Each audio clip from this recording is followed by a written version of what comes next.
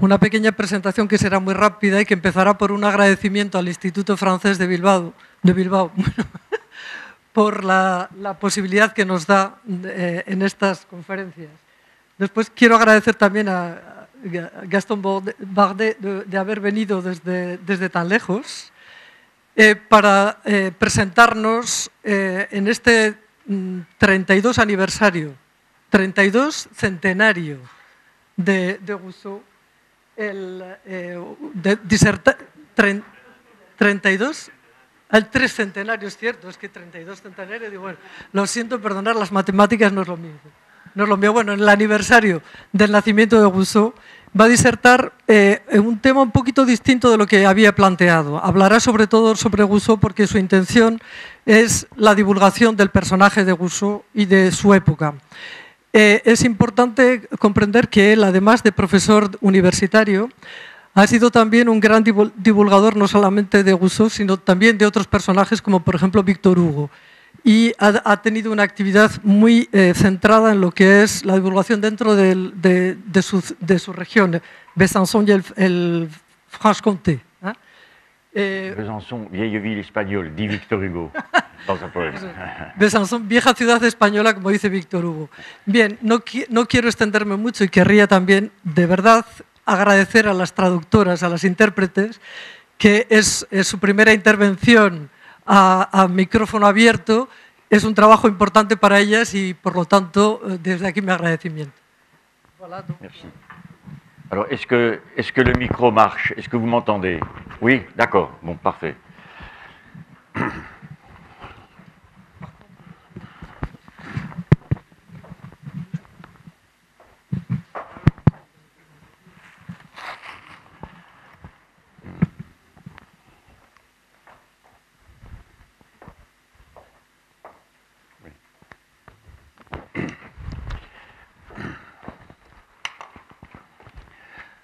Bonjour, je suis content de parler devant vous de Jean-Jacques Rousseau. Jean-Jacques Rousseau naît à Genève en 1712 et il meurt au nord de Paris dans un village, Ermenonville, en 1778. Nous fêtons donc cette année le 3e centenaire de la naissance de Jean-Jacques Rousseau et nous fêtons surtout le 250e anniversaire du livre majeur qu'il a écrit, bien que ce soit un petit livre, qui s'appelle Le Contrat social. Et Jean-Jacques Rousseau apparaît comme un des grands penseurs de l'histoire de l'humanité et un des grands penseurs pour l'humanité. Et parce que c'est le problème qui le préoccupe, c'est la société, pas simplement la société française, mais la société en général. Et bien, alors, Jean-Jacques Rousseau, pour le comprendre, il faut dire une première chose, il appartient complètement, totalement à la philosophie des Lumières. Il appartient complètement à ce qu'on appelle les Lumières. Qu'est-ce que les Lumières? Les Lumières, alors le cours va porter en 3 temps. Premièrement, il faut dire ce que c'est que les Lumières. J'essaierai d'aller très rapidement, mais c'est le soubassement, c'est la base de départ. Hein? C'est le tremplin en quelque sorte. Deuxièmement, Jean-Jacques Rousseau est un homme des Lumières et nous allons... Il y a des places ici. Bon. Il y a des places ici. Bon. Il est pleinement un homme des Lumières, mais ensuite je verrai dans une deuxième partie quelle est la vie de Jean-Jacques Rousseau. Comment se fait-il que ce garçon qui n'a pas fait d'études, qui à sa naissance, peu après sa naissance, 8 jours après, sa mère meurt. Son père est petit ouvrier horloger, qu'est-ce qu'il va faire avec cet enfant? Et Jean-Jacques Rousseau ne fera pas d'études. Il va avoir une vie chaotique, et par conséquent, il nous faut essayer de voir, dans un premier temps, sa vie et la genèse de cette pensée foisonnante qui va se développer dans son esprit. Et enfin, dans une troisième partie, nous examinerons la postérité de Rousseau, une postérité multiple et en particulier, il a une influence considérable sur la Révolution. Il a aussi, c'est celui qui, tout en étant pleinement des Lumières, j'insiste sur l'adverbe, est quelqu'un qui va ouvrir la fenêtre, la porte qui conduit au romantisme. C'est quelqu'un qui est un génie complet. Alors, le plan, donc le voici, si vous voulez. Premièrement, donc Jean-Jacques Rousseau, 1778. Premièrement, les Lumières.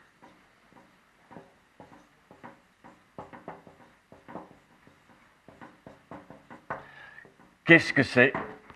Deuxièmement, Jean-Jacques Rousseau et son génie. Et troisièmement, influence de Jean-Jacques Rousseau. Alors, les Lumières, eh bien, c'est quelque chose qui n'est pas facile à définir. On a combien? On a 1h30? Bon, c'est quelque chose qui n'est pas très facile à définir, mais disons tout de suite que ce sont les idées nouvelles qui, déjà au moment de la Renaissance, au moment de la Réforme, mais surtout à la fin du XVIIe siècle, vont se développer en direction des hommes. Et les Lumières, c'est ces nouvelles idées, la confiance dans la nature, la raison, le refus de l'autorité, la liberté, la fraternité, etc. Et par conséquent, qui vont critiquer le régime du XVIe, XVIIe siècle en France, où nous étions dans une monarchie absolue, une monarchie de droit divin, où le roi disait qu'il tenait son pouvoir de Dieu, et où par conséquent on n'osait absolument pas critiquer, et où les gens étaient en quelque sorte dans une situation d'infériorité, dans une situation de soumission, et où ils ne pouvaient pas réussir et épanouir leur personnalité. Alors, à la fin du XVIIIe siècle, l'Académie de Berlin. Berlin, c'est la ville où il y a Frédéric II, qui est un despote éclairé. L'Académie de Berlin s'adresse à deux philosophes, un qui c'est Moses Mendelssohn, c'est-à-dire c'est un juif qui est un théologien, qui est un exégète dans la Bible, et qui est animé par l'humanisme des Lumières, d'une part, et d'autre part, il s'adresse à Kant. Et on a la réponse de Kant. Qu'est-ce que les Lumières? Les Lumières, c'est la sortie de l'homme de sa minorité, c'est-à-dire de sa situation de dépendance, de sa situation d'infériorité, de sa situation de soumission. Donc, c'est la sortie de l'homme de sa minorité dont il est lui-même responsable. Ça, c'est très important. Et minorité, c'est-à-dire incapacité de se servir de son intelligence. Incapable de se servir de son intelligence, incapacité, sans tout de suite aller chercher vers quelqu'un d'autre, peut-être supérieur, mais quelqu'un d'autre, sans donc aller, il recourt sans arrêt, à la direction d'autrui. Les gens veulent être dirigés, ils ne veulent pas s'assumer. Et Kant ajoute, ils ont la capacité intellectuelle, mais ils n'ont pas le courage. Ils vont en référer à autrui. Ils sont des suiveurs, ils sont des sujets. Or, Kant ajoute la chose suivante, et je trouve ça fondamental, essentiel. Essentiel pour les gens, à n'importe quel âge, mais j'ai envie de dire à l'âge de l'adolescence, dans laquelle vous rentrerez bientôt, et d'autre part, même dans l'âge de la vieillesse, où je suis en plein. Bon, donc, il dit, aie le courage de penser par toi-même. Aie le courage de penser par toi-même. Et il ajoute une citation latine, je ne sais pas si vous avez fait du latin, il ajoute sapere aude. Aude, ça veut dire ose. Sapere, c'est un mot très intéressant, puisque vous faites de la philologie, de l'étymologie, de la sémantique, c'est déguster une saveur. Sapere et saveur, c'est le même mot. Bon, et par conséquent, on fait preuve d'esprit critique, on juge. Ce que je mange là, c'est bon, c'est pas bon, qu'est-ce qui mange, qu'est-ce qui est raté, c'est trop brûlé ou je ne sais quoi. L'esprit fonctionne. Et ensuite, on va juger de la beauté d'un monument, de la beauté d'une pièce de théâtre, d'un film, etc. Donc l'esprit critique intervient. Critique, attention, ça n'est pas quelque chose de purement négatif. Krisein en grec, c'est tamiser, c'est filtrer. Et là, justement, quand on filtre, bon, et par conséquent, ose penser par toi-même, sapere aude. J'ai dit sapere, c'est goûter, ça va devenir, l'esprit critique, ça va devenir savoir, c'est le même mot, saveur, savoir, et ça va devenir science, pensée, etc. Voilà la bonne définition. Mais on va quand même essayer de décortiquer ça très vite. Dans la pensée des Lumières, il y a 3 aspects. Le premier, c'est qu'il y a un tronc commun, des idées qui sont communes à tous. Alors, premièrement, découverte de la nature, respect de la nature, utilisation de la nature, la faire se développer, et par conséquent, la nature est bonne. Hein. Et l'homme, cette nature, il va essayer de la découvrir, de la connaître parfaitement, le corps humain, la végétation des plantes, la connaissance des animaux. Et en conséquence, la nature, quand on connaît, on rentre dans la science. Et quand on connaît le corps humain, par la technique de la médecine, on peut soigner. La connaissance, la science et l'utilisation pratique et efficace. En plus, donc, utilisation de la science, le couple nature-science. Quand on s'occupe de la nature et de la science, on fait intervenir l'observation. On émet des lois physiques ou des lois chimiques ou autres. Et par conséquent, on développe l'observation et on développe l'esprit critique, les expériences. Et tout cela, c'est très important. On croit dans la science.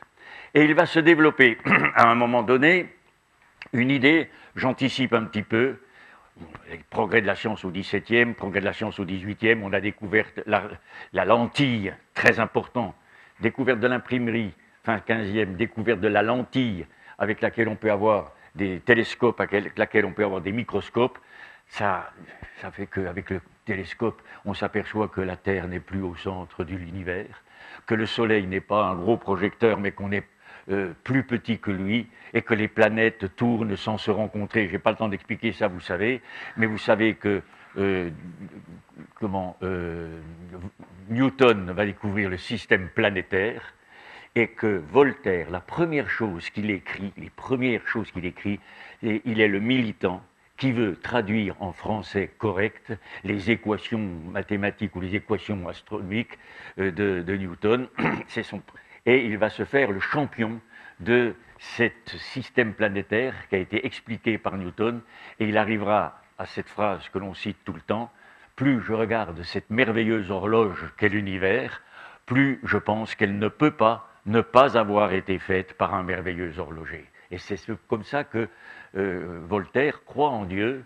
Il déteste la religion catholique, il ne veut pas des miracles, il déteste Jésus, etc., mais il croit en être suprême. Par conséquent, pour que tout ça se fasse, il faut que l'homme ne soit pas soumis à une autorité qui impose une histoire de l'humanité, qui est l'histoire de la Bible, Adam, Ève, etc., et le paradis terrestre. Et les gens de l'époque, en particulier Diderot, vont dire à un moment donné, l'homme, l'histoire du paradis terrestre, Adam, Ève, que Dieu avait mis dans un paradis magnifique, un Éden, et que ces gens-là, ils étaient heureux, mais ils ne souffraient pas, ils ne mouraient pas. Quand la femme accouchait, elle n'avait pas les douleurs. Quand on travaillait, on ne souffrait pas. Or, Dieu avait dit, à un moment donné, il y a l'arbre de la connaissance. Eh bien, il ne faut pas manger de ce fruit. Je ne sais pas quel est ce Dieu qui aurait pu dire une chose comme ça. Et finalement, Ève a été goûter la pomme, et Dieu est intervenu et les a chassés du paradis, et il leur a dit, vous allez mourir, vous allez travailler dans la souffrance, vous allez accoucher dans la souffrance, vous vous rendez compte, ce qui est le fruit de l'amour, hein, tout d'un coup, ça devrait être une sorte de punition, et allez-vous-en. Donc, des gens comme... il y a toute une réaction. Je signale qu'on connaît tous Pascal, le grand physicien, le grand mathématicien, le grand catholique. Pascal, à ce moment-là, dit « c'est une chose que je n'arrive pas à admettre, que les hommes aient pu être punis, chassés, et que d'autre part, les enfants, pendant des millénaires, subissent les conséquences d'une faute qu'ils n'ont pas commise. » Et donc, en réaction, les Lumières, et en particulier Diderot, vont dire « non, il n'y a pas eu de paradis terrestre, on n'en a pas été chassé. Par contre, avec la science, la raison, les Lumières, les progrès de la technique, on découvre la vapeur qui peut être une source d'énergie. Eh bien, avec tout cela, l'humanité est en marche vers le progrès, et le paradis, il n'est pas donné, on ne nous l'a pas enlevé, le paradis, on se le construit collectivement, et il y a dans ces lumières un optimisme, il y a quelque chose de positif, de créateur. Et ce sera l'encyclopédie, j'en reparlerai dans un moment. Et à ce moment-là, Diderot va dire la chose suivante, il dit, allez, il a un copain qui s'appelle d'Alembert, qui est un mathématicien, un physicien, et d'Alembert est un type pratique, il dit, allez, Diderot est quelqu'un qui avait une idée par jour. En se levant le matin, il avait une idée nouvelle.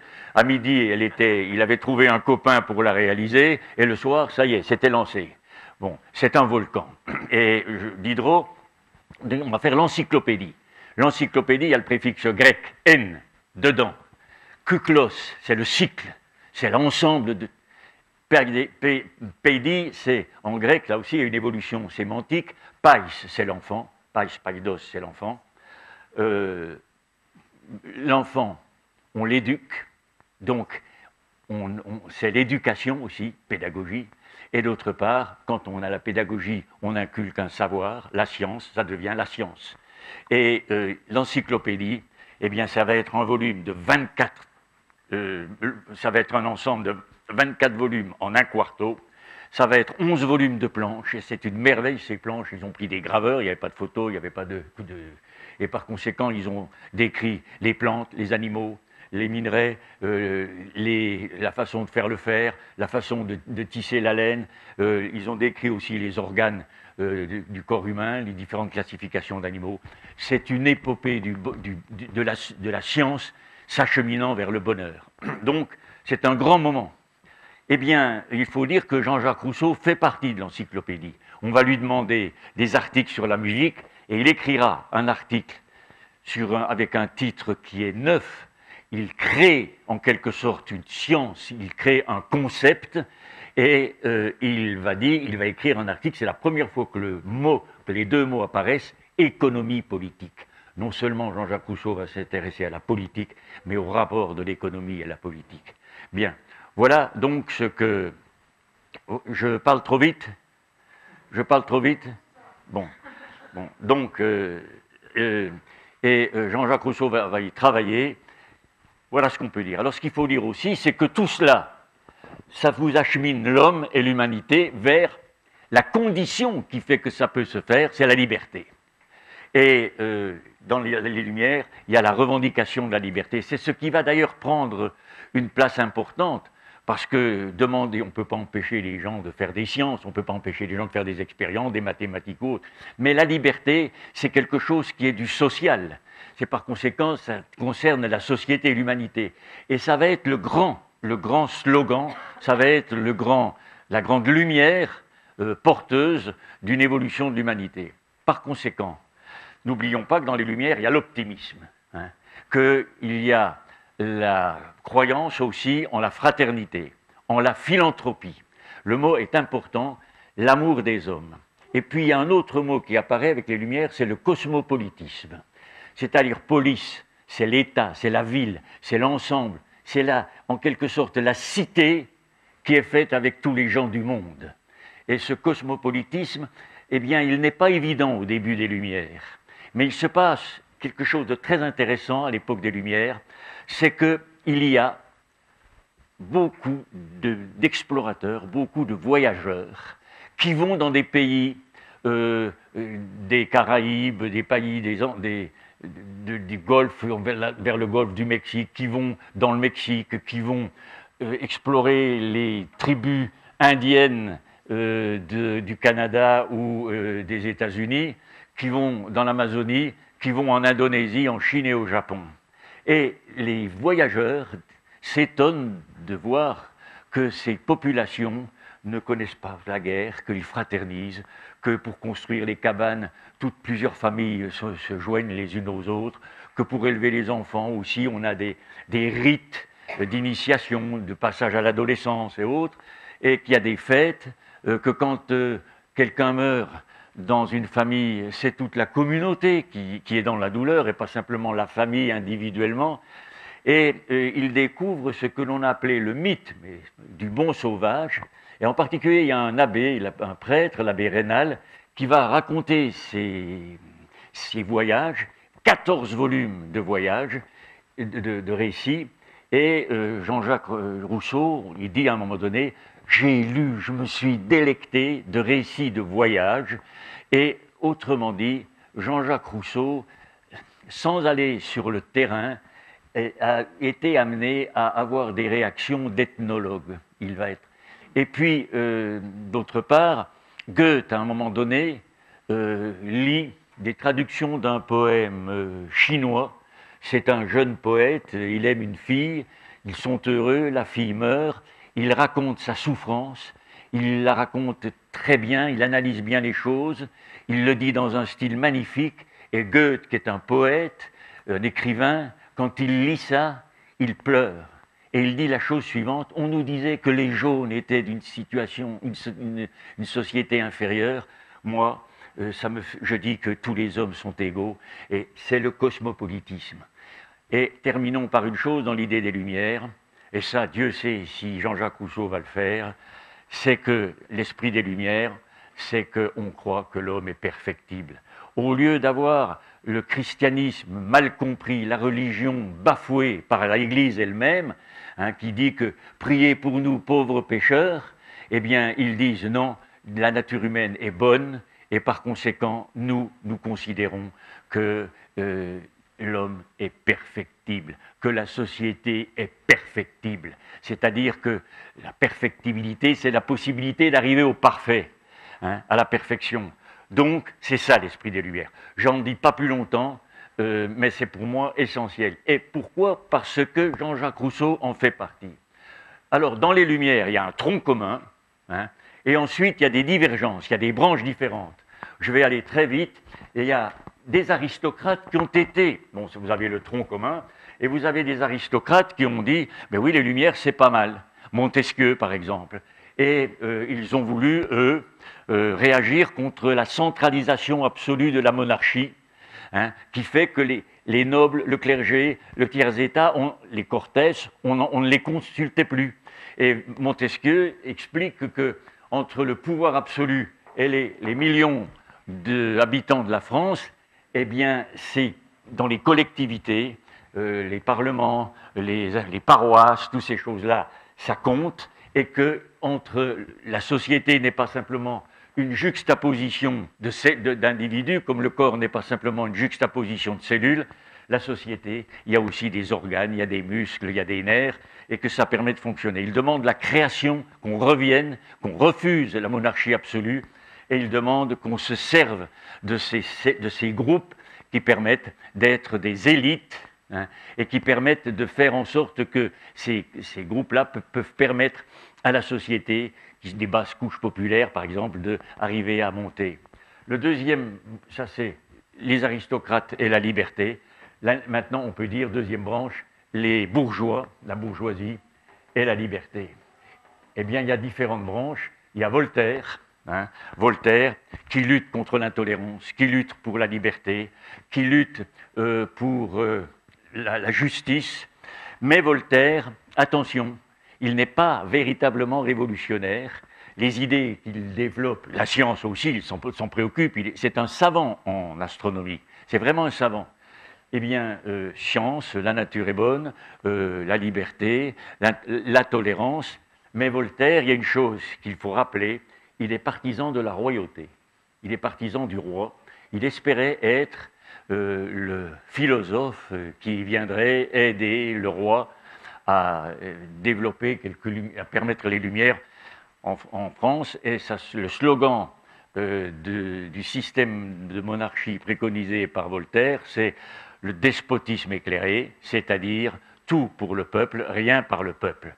Mais quand il dit tout pour le peuple, Voltaire, il va un peu trop loin, parce qu'il le dira à un moment donné, il dit mais la populace, non, on ne peut pas, la populace, on ne peut pas lui donner de l'éducation, ils seront inguérissables, il faut les laisser comme ils sont. Dans la société, il y a les classes inférieures, on ne pourra pas arriver à les améliorer. Il ne songe pas à un système d'enseignement, il ne songe pas, il dit, c'est pas la peine de les former. D'autre part, je rappelle une chose, c'est que Voltaire a acquis une fortune extraordinaire en spéculant sur la traite des Noirs et que par conséquent, et sur les produits coloniaux, avec Philippe II, le roi de Prusse, spéculait. Bon, bien, dans les bourgeois et les bourgeois et les Lumières, il y a l'encyclopédie avec Diderot. J'en ai parlé tout à l'heure dans les idées générales. Il y a d'autre part le mouvement physiocratique, c'est-à-dire il se développe à partir du milieu du XVIIIe siècle, un mouvement qui dit « ça n'est pas l'or qui est la véritable richesse des nations ou la richesse des familles. Ce qui est la richesse des familles, c'est la terre, et c'est l'industrie, et c'est la production, parce que la terre, elle est inépuisable. Vous plantez un grain de blé, à la fin, quelques mois après, il y a une tige, et puis il y a 50, 60 grains. Vous plantez un arbre, il y fera du bois, il pourra faire du bois de chauffage, il pourra donner des fruits. Et d'autre part, il dit la chose suivante, les physiocrates, ils disent, dans France, il y avait des corporations, il y avait des règles très strictes pour produire le cuir, pour produire, faire sécher le bois, pour produire comment on va fabriquer du tissu, la soie, etc. Et il y avait des règlements très stricts. Et quand quelqu'un voulait apporter une amélioration, l'encyclopédie le montre, dans l'encyclopédie, ils ont montré comment une machine textile pouvait faire, tisser, tricoter des bas de soie. Or, c'était interdit d'inventer quelque chose de nouveau. Les physiocrates, c'est laisser faire et laisser passer. Arrêtons d'une province à une autre, arrêtons de mettre des frontières. Par contre, chaque fois, on va payer un droit de passage, et le blé qui va aller d'une région de la plaine vers la montagne, eh bien, il va traverser 3 frontières, ça va renchérir le prix du blé. Le mouvement physiocratique est très important, et ce mouvement physiocratique, c'est celui qui a contribué à la découverte de la pomme de terre. La découverte de la pomme de terre, c'est inouï ce que ça peut représenter, parce que la pomme de terre, c'est des sucres lents. Ça peut être récolté dans des régions humides, froides. Ça donne donc énormément de calories. Les calories, maintenant, on sait que ça permet davantage avoir d'énergie. Ça permet de manger beaucoup mieux et par conséquent de mieux se défendre. Voilà ce qui se passe. Il va y avoir énormément. Ce mouvement physiocratique est très important. C'est le refus de la croyance en l'or et en l'argent comme élément de richesse. Alors, bien. Et puis, il va y avoir le troisième libéralisme, c'est le libéralisme pour le peuple, c'est celui de Jean-Jacques Rousseau. Bien. Je m'arrête là pour le moment sur Jean-Jacques Rousseau, parce que je vais arrêter mon arbre, mais mon arbre, je vais le couvrir, parce qu'il y a un génie qui va faire la synthèse de tout ça. Ce génie, c'est Condorcet.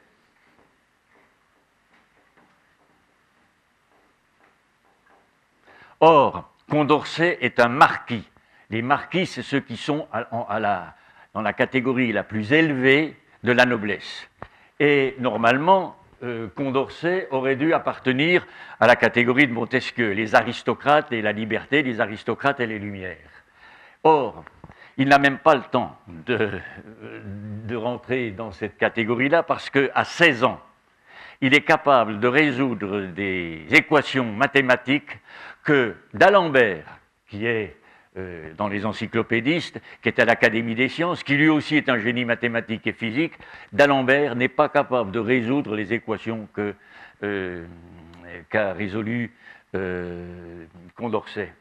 Alors, ils prennent Condorcet, ils le font rentrer très tôt à l'Académie des sciences, et à l'Académie des sciences, il va être secrétaire, il va faire les comptes rendus de réunion, il va faire les comptes rendus quand un académicien meurt, il va faire toute la récapitulation de ce qu'il a pu apporter, la nécrologie, on appelle ça la vie.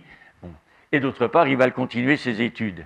Et par conséquent, à partir du moment où Condorcet est mathématicien, à 16-17 ans, qu'il soit de la noblesse ou pas de la noblesse, il est en plein dans ses mathématiques, il est en plein dans ses sciences, donc il est dans cette catégorie-là.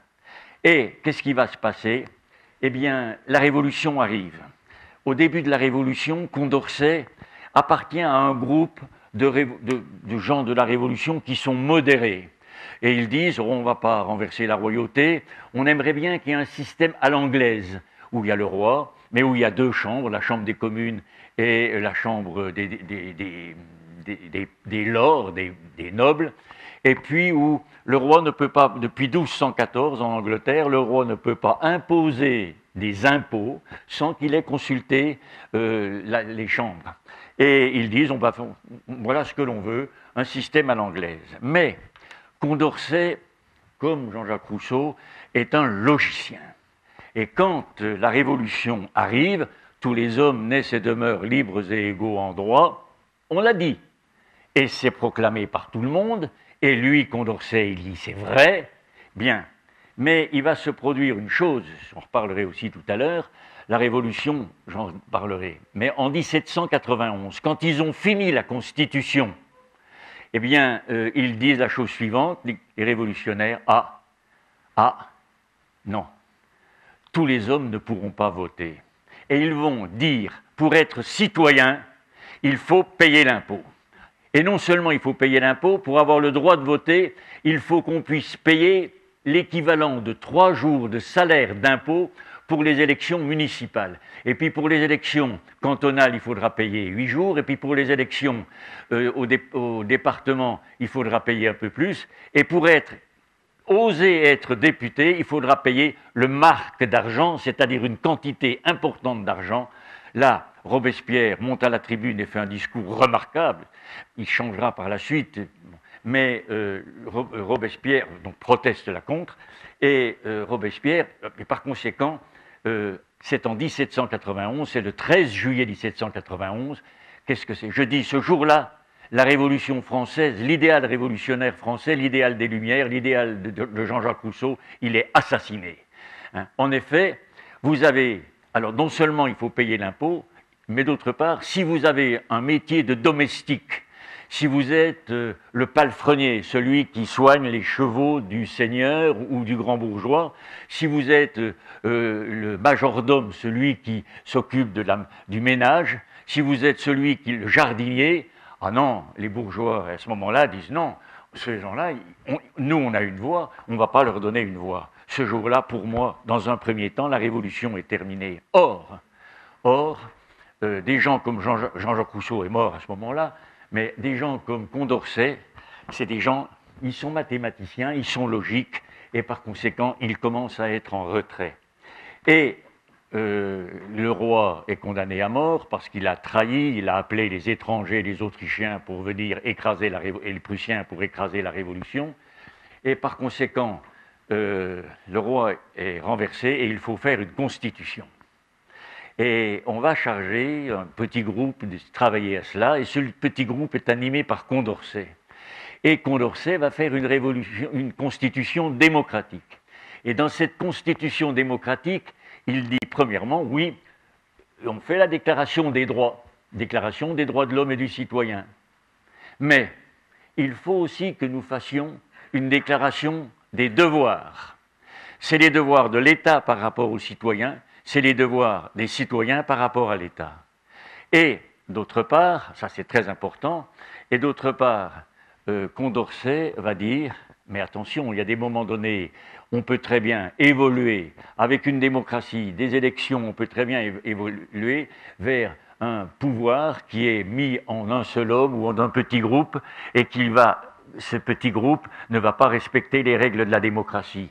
Donc, déclaration des droits, déclaration des devoirs. Troisièmement, Condorcet, l'ancien marquis, le mathématicien, dit il y a dans certains cas, quand la démocratie est bafouée, quand dans un État dit démocratique, il y a une pratique antidémocratique, Condorcet dit là, il y a le droit à l'insurrection.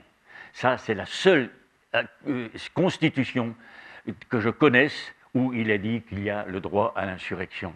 Et Condorcet va ajouter autre chose, il va faire un programme d'instruction publique qui, par bien des aspects, bien entendu, maintenant on ne peut pas l'appliquer tel quel, mais qui, par bien des aspects, dans son esprit, dans sa dynamique, dans ses buts, dans ses méthodes, pourrait être utilisé maintenant pour mettre au point un système d'éducation. Voilà donc ce que sont les Lumières. Et pour moi, Dieu sait si Jean-Jacques Rousseau, les idées de Jean-Jacques Rousseau ont eu une influence sur la Révolution, mais en 1791, la Révolution s'arrête. On verra qu'à certains moments donnés, elle réapparaît. Donc, deuxième partie, Jean-Jacques Rousseau. Dans deuxième partie, la vie de Jean-Jacques Rousseau. La vie de Jean-Jacques Rousseau se déroule en 3 phases. Je suis scolaire, et j'aime bien être scolaire. Bon, j'ai un bon souvenir de mon temps où j'étais professeur dans les lycées et dans les collèges. Bien. Alors, il se déroule en 3 phases, 1712, 1749, donc 37 ans. C'est ce qu'on peut appeler les apprentissages difficiles et réussis de Jean-Jacques Rousseau. Les apprentissages difficiles, Jean-Jacques Rousseau naît à Genève. Genève, c'est une petite ville-canton en bordure du lac Léman en France. Hein. Vous avez le lac Léman, bon, c'est comme ça. Et il y a 2 villes essentielles. Il y a la ville de Genève, ici, et vous avez ici la Suisse, hein, où il y a des cantons. Ça, c'est un petit canton avec une sorte de république théocratique. Le gouvernement, krateia, de Dieu. Ce sont des disciples de Calvin. Vous savez, les 2 grands réformateurs, c'est-à-dire Luther et Calvin, et quelques autres. Bon. Et le système de Calvin va être extrêmement autoritaire, rigoureux. Genève est gouvernée de la manière suivante. Il y a le petit conseil, c'est 30 pasteurs, théologiens, hommes de loi, qui sont à la tête d'un conseil restreint. Il est appelé petit, mais c'est lui qui a les grands pouvoirs. Ensuite, vous avez un deuxième étage, c'est le deuxième conseil, c'est 250-300 personnes qui sont des notables en religion ou en bourgeoisie. Et puis, en dessous, vous avez le peuple. Et Jean-Jacques Rousseau, le père de Jean-Jacques Rousseau, appartiennent au peuple. Donc j'ai dit qu'il y avait 2 villes qui sont importantes dans l'histoire de l'humanité au bord de ce lac Léman. Il y a les Alpes ici, il y a Genève ici, donc il y a à peu près à l'époque 10-12 000 habitants, moi même pas. Hein. Et il y a une deuxième ville ici, c'est Thonon-les-Bains, c'est la ville de ma naissance. Bon, donc j'efface quand même. Bon, voilà. Et bien, alors, Jean-Jacques Rousseau, quand il naît, sa mère meurt quelques jours après. Non, alors il faut faire attention. On a toujours dit que des enfants mouraient en couche, que des femmes mouraient en couche. On sait maintenant que à cette époque, c'est pas tout à fait ça. C'est que les enfants, ils naissent, ils meurent. Ils meurent, la moitié des enfants à cette époque, à peu près partout, si vous voulez, la moitié des enfants avant 1 an.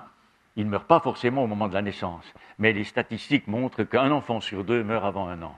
Mortalité infantile considérable.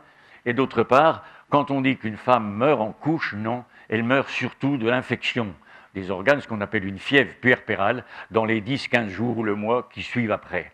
Donc, voilà le jeune, l'enfant, Jean-Jacques Rousseau, qui est, bien entendu, son père est obligé de s'en occuper, et son père va demander à la sœur de sa femme, à sa belle-sœur, de s'occuper de l'enfant un peu, de lui donner le sein, d'être un peu présent dans la famille. Le père, malgré tout, s'occupera beaucoup de son fils, il ne va pas l'abandonner complètement.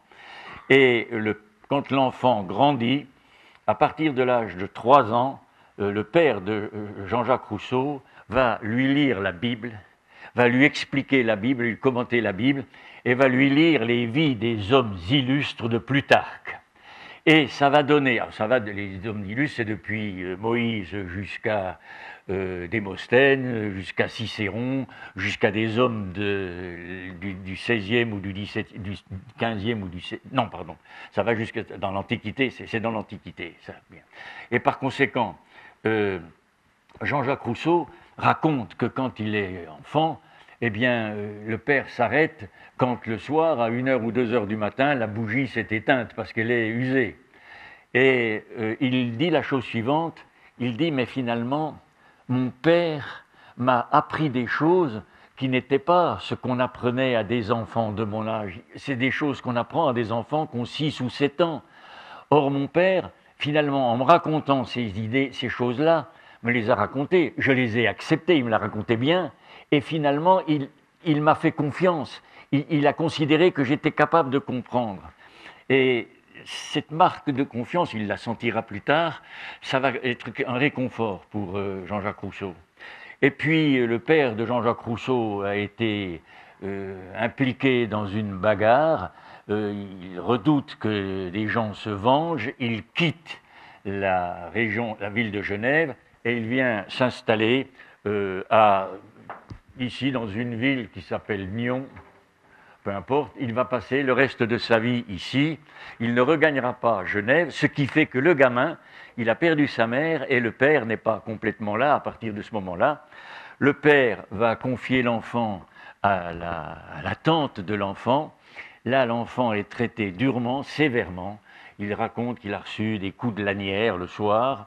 Et le père va prendre l'enfant et le donner à un pasteur, le pasteur Lambertier. L'enfant sera, à partir de 10 ans jusqu'à 12 ans, chez ce pasteur. Donc instruit dans la religion calviniste. Et quand l'enfant a 12 ans, le père décide de lui faire apprendre le métier de greffier, c'est-à-dire le métier d'écrivain pour écrire les actes civils, pour écrire les actes notariaux, pour écrire les attestations. Et Jean-Jacques Rousseau va avoir une écriture qui est une calligraphie. Et c'est très agréable de travailler sur les manuscrits de Rousseau parce qu'ils sont très lisibles. Et d'autre part, Jean-Jacques Rousseau, quand il écrit un texte, va le recopier au propre, presque toujours en un 2e exemplaire, heureusement, pour nous et pour la postérité. Mais au bout de 2 ans, à 14 ans, l'enfant va être confié à un graveur, et le métier de graveur est très important parce que c'est un métier qui cultive. C'est un métier, on reproduit des scènes de la mythologie, on reproduit des portraits, on reproduit des scènes historiques, et ça va se ressentir dans Jean-Jacques Rousseau. Il est indispensable d'avoir un travail manuel, ça ressortira dans les 1000, et ce travail manuel, lui, il l'a connu, finesse de l'observation, adresse de la main, le cerveau fonctionne pour le contrôle, bien.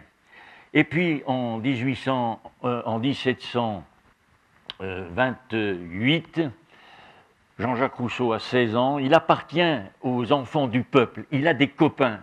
Des copains, c'est pas des voyous, c'est pas des gens qui font la casse, mais c'est des gens qui ils ont 17, 18 ans, ils s'amusent, ils vont des fois voler les cerises dans les jardins, ils vont voler les pommes ou les poires, et puis de temps en temps ils volent une bouteille dans une cave, ils sont à la limite en quelque sorte. Bon. Et Jean-Jacques Rousseau, un soir, veut rentrer chez lui, et les portes de la ville sont fermées, et il erre, il entre en errance. Et j'insiste sur ce côté. Qu'est-ce que Jean-Jacques Rousseau va marcher à pied? Qu'est-ce qu'il va marcher plus tard dans ces villes qui sont Lausanne, qui sont Nyon, qui sont Fribourg, qui sont Bâle, qui sont Strasbourg? Il va énormément marcher dans sa vie, et c'est un apprentissage, parce qu'il réfléchit, il découvre des choses, il est reçu chez des gens. Donc là, il erre et il arrive dans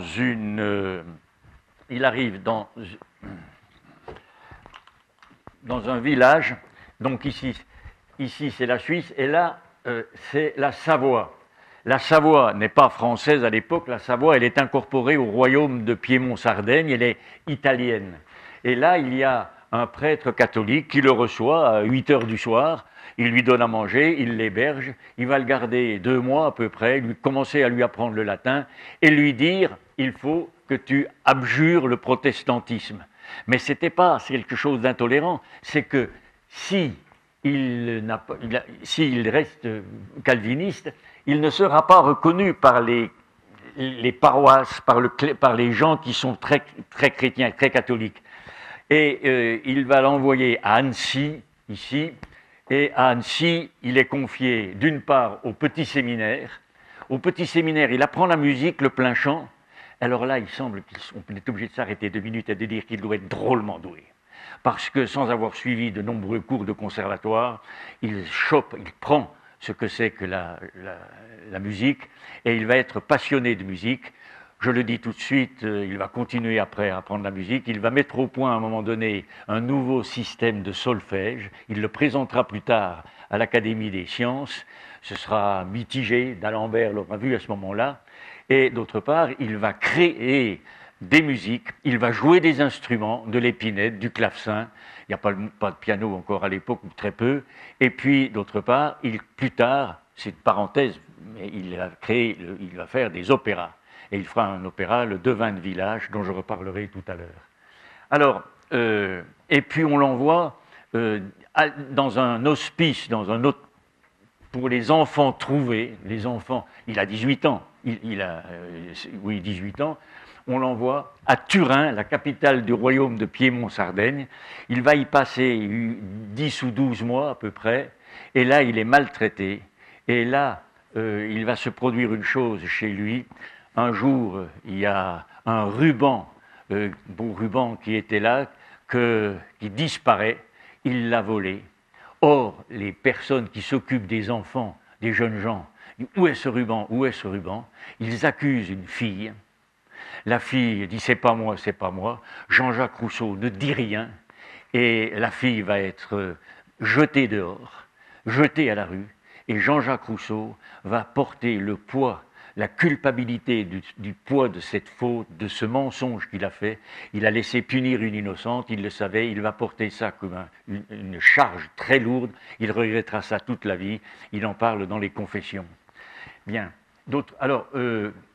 bien. Ensuite, il va revenir à Annecy.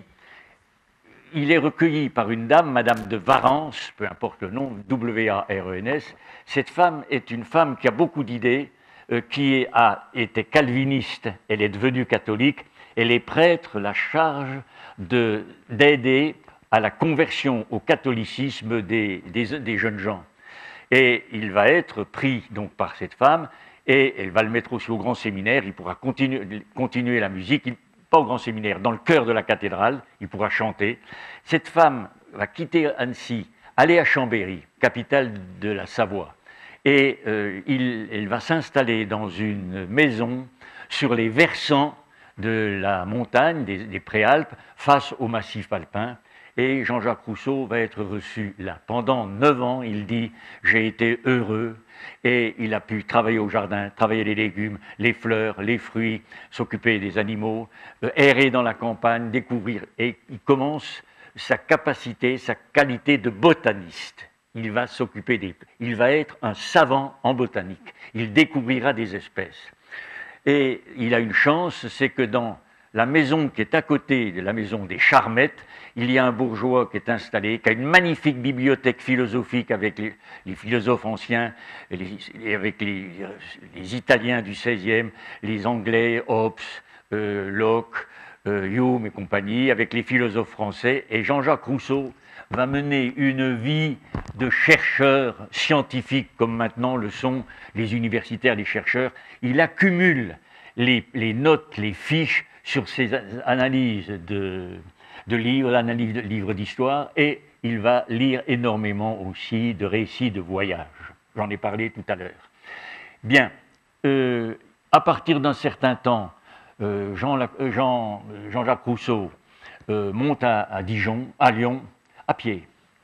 J'ai oublié de dire tout à l'heure que quand il est parti de Annecy pour aller à Turin, il avait donc 16 ans, 17 ans, il a fait à pied, et ça se retrouvera dans l'Émile pour faire le récit de la profession de foi du vicaire savoyard dans sa conception de Dieu. Et il va à Lyon, il monte à Paris, et il arrive dans une famille qui lui a été recommandée. Il apprend que le père de famille, qui est noble, est nommé ambassadeur de France à Venise, et cet ambassadeur nouveau nommé dit « Mais Jean-Jacques Rousseau, tu viens avec moi, je te prends comme secrétaire d'ambassade. » D'accord. Et Jean-Jacques Rousseau a une occasion extraordinaire d'aller à Venise. Venise n'est pas aussi florissante qu'on pouvait le penser, mais Venise est la ville de l'opéra, de la musique, de Vivaldi, et là, il est aux anges. Non, pas complètement, parce que l'ambassadeur ne fait pas son travail, l'ambassadeur n'est pas honnête, il spécule avec l'argent qui lui est donné par l'État français. Jean-Jacques Rousseau voit les nobles, les commerçants qui sont à la tête de Venise, il les voit en train d'être immoraux, d'être voleurs. Et là, il a une réaction. Au lieu d'être une réaction de dégoût, il a une réaction, il dit « Mais comment ça se fait que la société, ce que je vois là, comment ça se fait que ça fonctionne aussi mal ?» Et il se hisse au niveau philosophique, c'est-à-dire il dit « Il faut que j'étudie comment les hommes peuvent s'épanouir, comment les sociétés peuvent fonctionner, et il se trace une chose, je veux faire un traité des institutions politiques. » À ce moment-là, il réagit. Il réagit en penseur, il réagit en médecin, un thérapeute qui regarde la société, il faut que je fasse ça. Et il le fera sans achever complètement cette tâche. Et puis ensuite, Jean-Jacques Rousseau, un jour de 1749, il a connu peu avant Diderot. Je vous ai parlé de Diderot tout à l'heure. Une grande amitié naît entre eux, mais c'est une amitié de dissemblables. C'est une amitié de gens très différents, comme peuvent l'être nos amitiés. Hein. Quand on fait une vraie amitié, c'est pas forcément d'être rigoureusement semblables. Réfléchissons un peu, quand nous avons des amis, des vrais amis, il y a des tensions, on est différents, et par conséquent, et c'est justement ça l'amitié, c'est l'imbrication, la réussite de deux personnes qui sont différentes, qui ont des tempéraments différents. Et c'est ce qu'il faudrait dire à tous les gens qui se marient, qui ne vont pas épouser le semblable. Hein. Et Fourier, le philosophe Fourier, plus tard, dira « Mais l'harmonie, elle n'est pas de la juxtaposition des semblables, elle est de l'imbrication des contraires. » Et c'est ça qui donne les vrais couples. Bon. Ben, je vais faire une autobiographie, moi. Au début, avec mon épouse, ça chauffait. Ah, c'était pas la tendresse, c'était sans arrêt, on se bagarrait. Et il paraît que ça a marché, ça a trop bien marché, parce que ma femme est morte il y a 18 ans, mais j'ai un tel souvenir d'elle, et je me rappelle les tensions, ça doit être productif, ça doit être sublimé et surpassé. Bien, excusez cette petite note autobiographique. Et donc, Jean-Jacques Rousseau va dire, il rentre en France, il est dans cette amitié avec Diderot, Il le dit, les gens l'observaient, il dit, Rousseau, il est effacé. Rousseau a inventé la formule « j'ai l'esprit », ce qu'on appelle en France l'esprit d'escalier. Quand on dit « j'ai l'esprit d'escalier », en France, ça veut dire quelque chose. Ça veut dire que Jean-Jacques Rousseau, il était dans les salons, les gens, il était à un moment donné dans les salons nobles, aristocratiques, bourgeois, les écrivains et autres, et il disait, il voyait les gens qui étaient brillants, et ils savaient faire des réparties, lui il disait « j'ai pas pu trouver la réponse, c'est dans l'escalier que je trouve ce que j'aurais dû dire tout à l'heure ». C'est ça l'esprit d'escalier. Donc, Jean-Jacques Rousseau, ils sont très différents.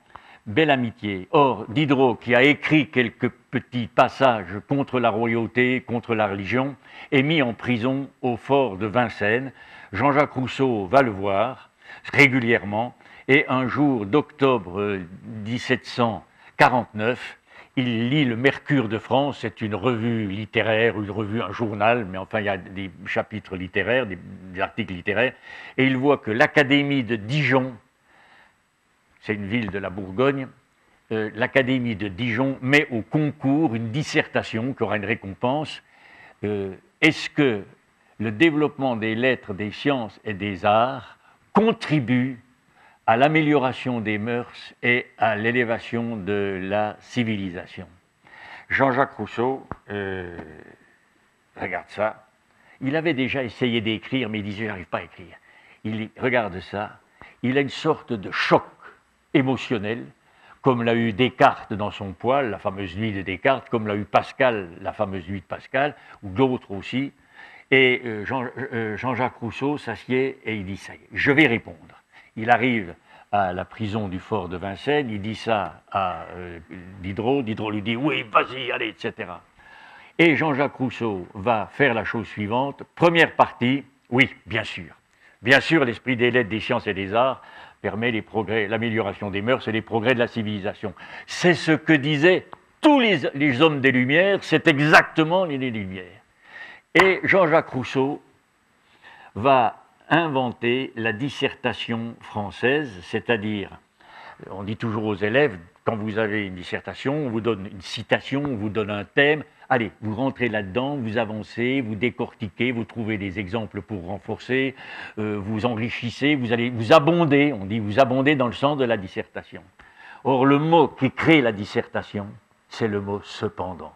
Le mot qui crée l'intelligence dans l'histoire de l'humanité, dans nos histoires à nous, c'est « cependant ». J'aime cette fille, je voudrais me marier, cependant. Bon, donc, et par conséquent, bien, le mot, et Jean-Jacques Rousseau va développer la critique de la société qu'il voit sous les yeux, les conspirations, les pièges qu'on se tend, la richesse qui est entre les mains de certains, qui est dépensée à des choses extraordinaires, le souci du pouvoir, le souci d'arriver vers le roi, le souci d'être ministre, et d'autre part, ce que l'on fait pour écarter les autres. Il dit, vous appelez ça la civilisation? Et Jean-Jacques Rousseau commence à trouver quelque chose, et la richesse, la propriété, est-ce que c'est tellement la civilisation que cela? Et il développe sa deuxième partie. Les académiciens regardent, c'est anonyme, ils trouvent que la copie numéro 7 est bonne, qu'elle est la meilleure, qu'elle est bien écrite, idée cachette, et c'est Jean-Jacques Rousseau. C'est Jean-Jacques Rousseau qui a le premier prix. Or, il faut faire une parenthèse, ou plutôt il faut jeter un projecteur. Le XVIIIe siècle, il y a un professeur à la Sorbonne, j'ai recommandé ce livre à mes étudiants, Paul Bénichou a écrit un livre, Le sacre de l'écrivain.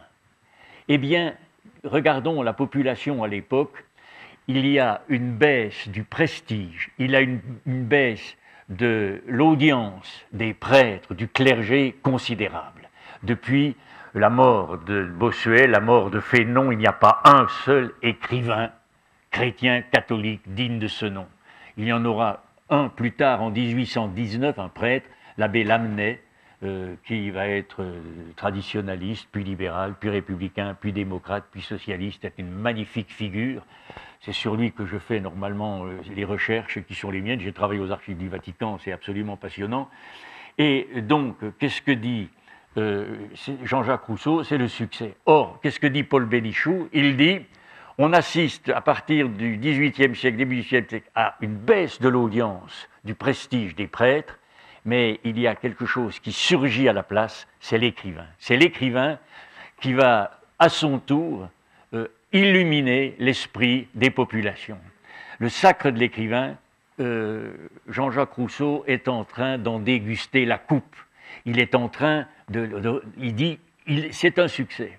À ce succès littéraire, et un peu financier, s'ajoute le succès suivant, il fait l'opéra Le Devin de village, et ce Devin de village, Rameau, qui est sévère et qui n'est pas complaisant, dit oui, ça y est, j'avais déjà vu des musiques de ce jeune garçon, de cet homme, il a quand même 37 ans à l'époque, il s'est amélioré, et le Devin de village est joué devant la cour, non pas à Versailles mais à Fontainebleau, c'est un succès.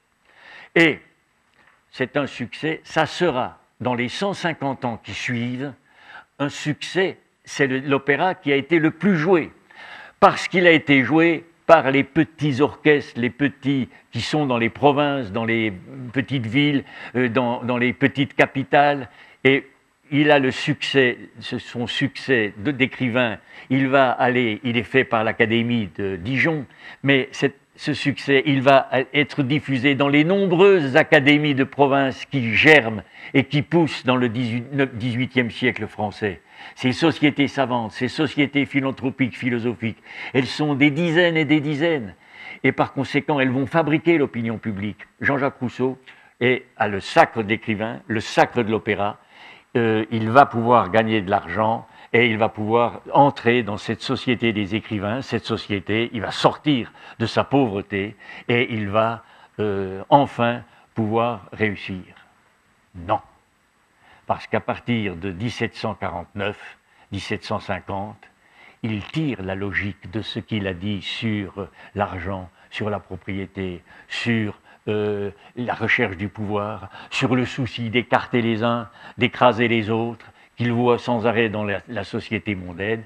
Non, parce que Jean-Jacques Rousseau suit la logique du discours sur les lettres et les arts, et il entame le discours sur les origines de l'inégalité parmi les hommes.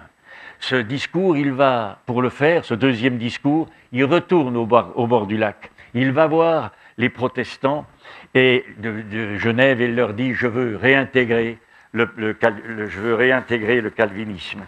Et il va chercher, par conséquent, il va là, il reste 8 jours au bord du lac, il réfléchit et ça y est, il va écrire le discours sur les origines de l'inégalité parmi les hommes. Ce discours sur l'origine de l'inégalité, il va développer l'idée de nature. La société à l'état de nature, elle était bonne. Les gens faisaient des cabanes ensemble et il s'adresse à tous les citoyens de Genève. Et il leur dit, tous, vous avez le pouvoir, tous, vous êtes des souverains. C'est-à-dire qu'il détruit la hiérarchie gouvernementale qu'il pouvait y avoir à Genève. Et il s'adresse à eux, et voici ce qu'il dit. C'est pas celui-là. Ah, il est dans... Mince, il n'est pas... Attendez. Si, je vais le trouver. Il va leur dire la chose suivante. Ça y est. Voilà, on y est. Il s'adresse.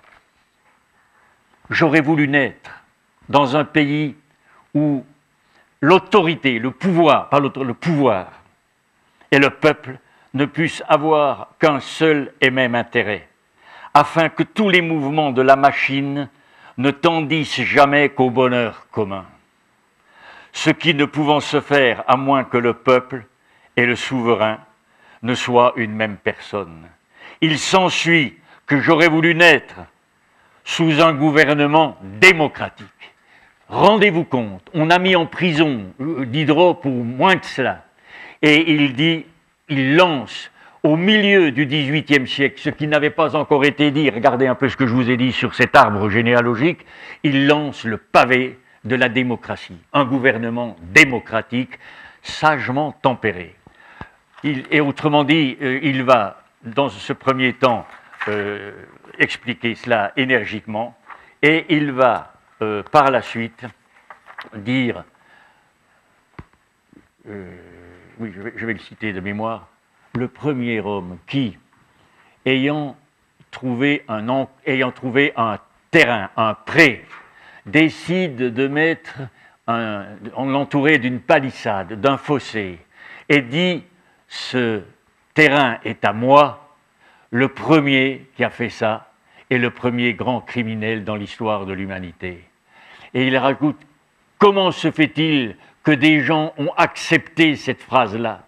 Comment se fait-il qu'il ne s'est pas trouvé un homme pour arracher les pieux, combler les fossés et dire « non, les fruits sont à tout le monde, la terre est à personne ». Voilà à peu près de mémoire la citation qui commence la deuxième partie.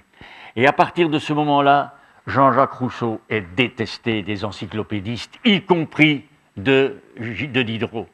Et à partir de ce moment-là, Voltaire, Grimm surtout, Diderot un peu moins, plus tard quand même il se fera, vont s'acharner contre lui.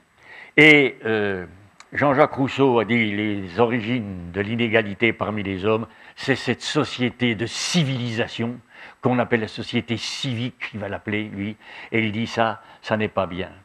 Et dans la logique, vous voyez que j'abuse peut-être un peu de ce mot, mais justement c'est ça qui est chez lui, dans la logique, il décide d'écrire le contrat social.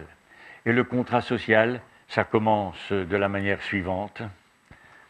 L'homme est né libre. Or, partout où il est dans les fers. Tel se croit le maître des autres, qui ne laisse pas d'être plus esclave qu'eux. Comment cela s'est-il fait? Comment ce changement s'est-il déroulé? Je l'ignore. Qu'est-ce qui peut le rendre légitime? Je crois pouvoir répondre à cette question, et il écrit le contrat social. Le contrat social, c'est, il dit la chose suivante, quand des hommes, alors le contrat social, ça fonctionne pour des petits groupes, des petits États, des petites sociétés. Il le dira à un moment donné, c'est plus difficile avec les grands États. Mais le contrat social, quand des hommes sont réunis, qu'ils doivent trouver une solution, c'est-à-dire trouver le vrai, donc trouver le bien. Quand ils font cela et qu'ils décident de se réunir pour savoir comment on va organiser par un traité, mais comment on va vivre en association, c'est les deux mots, le contrat et l'association, c'est les deux mots importants. Comment, s'ils arrêtent, s'ils cessent de défendre leur intérêt financier particulier pour l'intérêt, quoi. S'ils décident de ne pas être susceptibles, c'est-à-dire j'ai émis une idée, je l'ai placée, c'est mon idée, je veux qu'elle avance, eh bien, si les hommes travaillent comme ça ensemble à la recherche de la vérité, un propose ceci, rajoute cela, un autre ceci, etc., on arrivera au vrai, ce qu'il faut faire, on arrivera au bien. Et par conséquent, à ce moment-là, on est 25, il y en a 21 par exemple qui arrivent, ça ce sera le bon texte. Non, il faut que ceux qui ont été écartés, qui n'ont pas le même avis, puissent parler. Et qui disent, il y en a un qui dira, vous avez oublié ça, ah oui. Un autre qui dit, là vous allez trop fort, ah oui, on peut trouver un autre mot. Et par conséquent, quand un texte est élaboré, on peut arriver à la vérité. Vous allez, ici il y a des gens qui sont dans des associations, vous allez, vous jeunes, être dans des associations, des syndicats étudiants ou autres. Vous allez être amenés à trouver des solutions, vous allez être amenés à analyser des situations, vous verrez, c'est formidable comment quand on écrit en groupe, on peut écrire des choses personnelles bien sûr, comment quand on cherche une solution, c'est incroyable la valeur de ce que l'on trouve, la valeur de la méthode. Et Jean-Jacques Rousseau va dire, puisque l'homme, en société, en groupe, les hommes peuvent arriver au vrai et au bien, ils ne se trompent pas. Or, deux choses, s'ils ne se trompent pas, c'est qu'ils sont des dieux, c'est qu'ils sont la perfection, et que la méthode qu'ils suivent est une méthode de perfection et de perfectibilité. Et il va dire, cette force-là, c'est Dieu. Ou plutôt, il va dire, ça, c'est la base de notre nouvelle religion civique, de notre religion citoyenne. Et il y a dans la religion de Jean-Jacques Rousseau cette religion de l'immanence, de ce qui vient du bas, collectif, et qui par conséquent arrive à la solution. À la solution, non. Car une fois qu'une solution est trouvée, elle est tout de suite en situation de menace, d'attaque, et il faut, une fois que la solution est trouvée, il faut sans cesse être vigilant pour intervenir, modifier, et ne pas croire que c'est figé dans le marbre et dans le granit. Il y a toute la praxis de ce groupe qui est indispensable. Le contrat, l'association. Et ce traité du contrat social, Jean-Jacques Rousseau va s'interroger aussi dessus. Alors il va dire il va analyser la monarchie, il va analyser l'aristocratie. L'aristocratie, il pourra dire que on peut avec les élites, ce que je disais tout à l'heure sur Montesquieu, mais le véritable système, c'est la démocratie. Mais la démocratie tempérée, contrôlée, sans cesse comme un slalomeur en ski qui est toujours à la limite de la chute et à la limite de l'équilibre. Et c'est moi il n'y avait pas de ski à l'époque. Hein. Bon, et par conséquent, c'est très important. Et il l'a dit, il faut que ce soit un peuple de Dieu. Et dans la logique, il faut que la société se donne un système d'éducation. Et Jean-Jacques Rousseau va arriver à l'Émile. Et le système d'éducation, et pas le temps d'en parler, sauf si on me le donne et je le prends. Donc ce système de l'éducation, eh bien, il va dire la chose suivante. Alors c'est là qu'il trébuche un peu, parce qu'il dit, je vais prendre un garçon et je vais dire ce qu'il faut faire. Et ce garçon, il l'appelle l'Émile, et ce garçon, eh bien, il n'a pas de père et pas de mère, et il a un précepteur.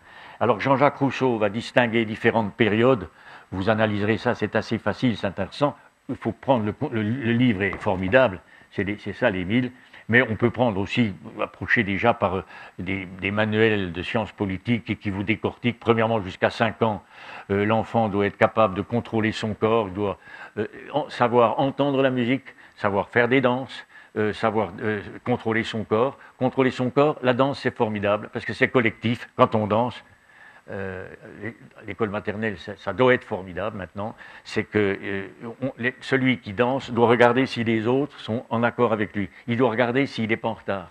Donc il y a la maîtrise de soi, la maîtrise du corps, et il y a aussi le rapport au groupe. Ensuite, à partir de 5 ou 6 ans, découvrir la nature, les fleurs, les plantes, les animaux, tout ça, aller dans les jardins, se promener, avoir les yeux ouverts. Hein. Ensuite, il faudra qu'il apprenne un peu les rudiments du calcul, savoir un petit peu s'exprimer, savoir un peu réfléchir, parler un petit peu, et puis il faudra aussi qu'il commence un métier manuel, le métier d'ébéniste. Bon, lui pensait peut-être à graveur ou autre, c'est-à-dire quand il y a ce voyage entre l'observation des yeux, la matière qui résiste ou qu'il faut arranger, le contrôle de la main et autre chose, ça c'est... Et que quand, à l'époque, un ébéniste ne fait jamais le même chose, il n'y a pas de côté répétitif. Enfin, il va falloir, vers l'âge de 15-16 ans, lui apprendre un petit peu à réfléchir, la pensée et autres. Et puis, il y a un moment donné où il faut qu'il ait une femme, une jeune fille, et ça va être la rencontre de l'amour. Et Jean-Jacques Rousseau trouve un très beau prénom, qui veut dire beaucoup de choses, parce que parfois on l'a accusé de ne pas être féministe. Il dit la chose suivante, la fille, elle va s'appeler Sophie. Sophie, c'est la sagesse, Sophia en grec. Très beau prénom, et valorisant. Et d'autre part, il commence son traité d'éducation en disant « c'est au père et à la mère de procéder à la formation et à l'éducation de l'enfant. » Car à l'époque, dans la noblesse, dans la bourgeoisie, ça ne se faisait pas. On mettait les enfants en nourrice, les femmes ne s'en occupaient plus. Et il va relancer l'idée, même les femmes de l'aristocratie, de la noblesse, de la cour royale, vont se mettre à allaiter leurs enfants, vont enlever le maillot, le gamin, on les enveloppait comme avec une bande velpo pour qu'il ne bouge pas. Il faut que le corps se développe. Voilà donc ce que l'on peut dire sur l'éducation. Troisièmement, quand on a une bonne démocratie, on a des bons citoyens. Quand on a des citoyens, deuxièmement, il faut les former. Troisièmement, Et quel est le but de la société? Quel est le but de la vie? Eh bien, Jean-Jacques Rousseau dit, c'est le bonheur. Mais les encyclopédistes, Voltaire, Diderot, disent aussi, c'est le bonheur. Simplement, les encyclopédistes, Diderot et Voltaire et les autres, c'est le bonheur par le plaisir. Et pour Voltaire, le plaisir, ce sera l'argent. Pour d'autres, et pour Voltaire aussi, ce sera le plaisir du corps, sera le plaisir des jouissances, les caresses, etc., l'amour. Et c'est ce qu'on appelle le naturalisme des encyclopédistes ou des gens de l'époque. Et pour Rousseau, le bonheur, il vient de la vertu. Et il écrit un roman fait par lettres, c'est la Nouvelle Héloïse. Alors, vous connaissez tous, ou vous reporterez au récit de la Nouvelle Héloïse, je n'ai plus guère le temps maintenant, mais c'est l'histoire d'un jeune précepteur à qui on confie l'enfant d'un couple. La femme est jeune, belle, et on lui a imposé un mari âgé et qu'elle respecte, qu'elle ne désire pas, mais elle est en conformité avec ce qui se fait à l'époque. Et le jeune précepteur tombe amoureux de cette jeune femme qui s'appelle Julie. Le jeune précepteur, c'est en quelque sorte l'autobiographie de Jean-Jacques Rousseau. Et donc le précepteur tombe amoureux de Julie. Julie, la femme, la mère de l'enfant, va tomber amoureuse. Il y a un grand moment de tendresse. Bon, ils échangent un baiser, ils décident de se séparer. Ils vont... le garçon, le précepteur, va partir pendant 5-6 ans. Il reviendra. Un autre enfant sera né, et un jour que l'enfant est en train de se noyer, la mère veut sauver l'enfant, elle devient très malade, elle meurt, elle ne meurt pas noyée, mais elle mourra peu après. Il se trouve qu'entre le mari, le père de l'enfant, Julie et Saint-Preux, donc le précepteur, va naître une entente. Il est décidé que l'amour ne sera pas consommé entre les deux. Il est admis que l'amour ne sera pas consommé entre les deux. Il y aura un respect des trois, les uns pour les autres. Bon, ça, pour Jean-Jacques Rousseau, c'est la vertu, c'est ça qui amène au bonheur. Bien, voilà ce système-là. Or, la Nouvelle Héloïse est un livre qui a eu un succès inouï, en particulier auprès des femmes je ne veux pas dire de toute catégorie, mais enfin, noblesse, bourgeoisie, province, Paris, ça a été considérable. C'était un succès inouï. Et aussi à l'étranger, les traductions ont continué. Et là, la porte du romantisme est ouverte. Simplement, le contrat social, l'Émile est condamné par le Parlement de Paris à être brûlé sur la place publique. L'archevêque de Paris, Monseigneur de Beaumont, condamne aussi l'Émile. Surprise pour Rousseau, les pasteurs genevois condamnent l'Émile. Et Jean-Jacques Rousseau se rappelle ce qu'a connu Diderot quand il a été emprisonné. Il sait que ce qu'il a dit est bien plus grave aux yeux des autorités de l'époque, est bien plus grave que ce qu'a pu dire Diderot. Il sait qu'il le copera pour 10 ans ou plus de prison. Il sait ce qu'a souffert Diderot en prison. Jean-Jacques Rousseau décide de se sauver et il va en Suisse. Il ne vient pas à Genève parce qu'il a appris que Genève avait condamné l'Émile. Il va d'abord à Yverdon au bord du lac et il va dans le massif jurassien, dans un village Motier, où pendant 3 ans, il va être là, parfaitement incorporé aux gens du village. Il va découvrir des espèces de plantes qu'il ne connaissait pas. Il va se promener. Alors, en petit détail, il se promenait avec un manteau fourré long, une toque. Ce manteau fourré long était pour cacher ses incontinences d'urine, parce qu'il était malade de ce point de vue-là. Mais un jour, les pierres vont être jetés, des pavés vont être jetés dans les vitres de la maison où il habite, au premier étage, et ça, des grosses pierres. La compagne de Jean-Jacques Rousseau, Thérèse Levasseur, est effrayée. Jean-Jacques Rousseau est consterné. Il apprend que le gouvernement de Berne, la Suisse, l'exclut de la Suisse et l'oblige à partir. Il va se réfugier dans une île d'un lac, le lac de Bienne, où il va passer 6 semaines très heureuses, 6 semaines qui sera très heureux. Alors, je signale que le village de Motier existe maintenant, que la maison où il a habité existe, et que le premier étage est un musée où il y a les souvenirs de Jean-Jacques Rousseau. Jean-Jacques Rousseau, la maison de l'île Saint-Pierre, elle existe, on peut la visiter. Il y a une plaque où il est dit un passage des confessions, où il dit, c'est très émouvant quand on y va. Tous les ans, je mène des étudiants, je menais des étudiants, maintenant je mène des adultes faire ce pèlerinage-là, et on va le faire cette année puisque c'est le 300e anniversaire. Jean-Jacques Rousseau, ça a été le succès, il se sauve, donc c'est la troisième partie de sa vie, l'exode, l'exil et la riposte. Il réplique, il va répliquer parce que... il réplique parce qu'il va se défendre. Et il écrit une lettre à l'archevêque de Paris, Monseigneur de Beaumont. Une lettre, c'est un livre. Et il se défend. Et il défend sa conception de la religion. Et il compare en disant que sa religion, le retour à l'évangile, il n'est plus catholique, il n'est plus protestant. Il ne croit plus à la présence réelle de Jésus dans l'hostie. Et il déteste toutes les gestes, les décorations, les chasubles, les ornements, l'encens, toute cette cérémonie. Il est fait un retour à Socrate et à Platon, un retour à la Bible, à l'Ancien Testament et au Nouveau Testament. Il vit dans la trajectoire de l'Évangile. Il le dit, il l'écrit. Hein.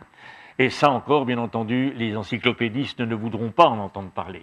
Or, il riposte, il écrit aussi les lettres de la montagne, donc il écrit lettre à Monseigneur de Beaumont, lettres de la montagne, il écrit Rousseau, juge de Jean-Jacques, il s'introspecte, et d'autre part, il continue à faire de la botanique un peu, mais il va répliquer en se mettant à écrire les confessions. Et il commencera un peu plus tard les rêveries d'un promeneur solitaire.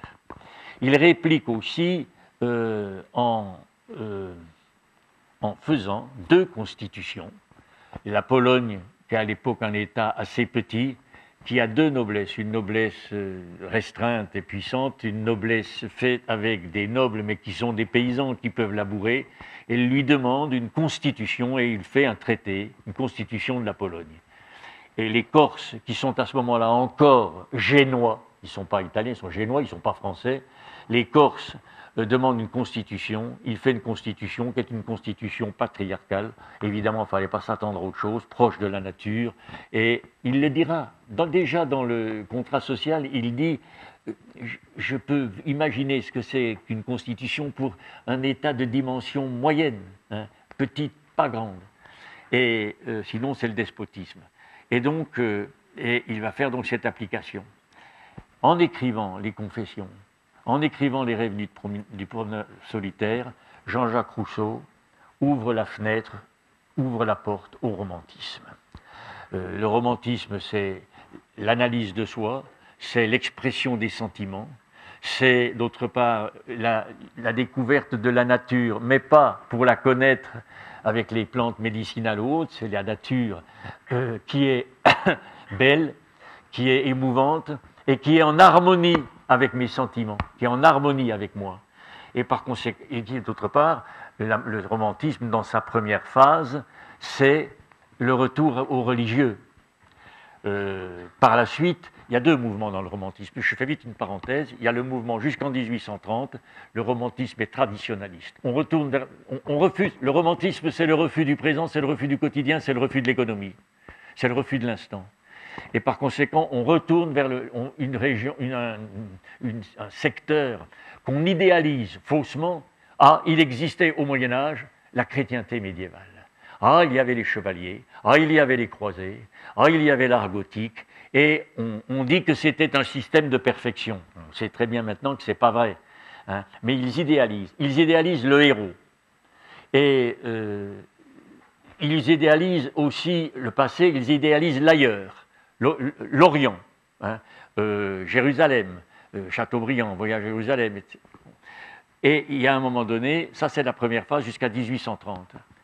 En 1827-28, des écrivains comme Victor Hugo, qui écrit très vite Dernier jour d'un condamné, qui est contre la peine de mort.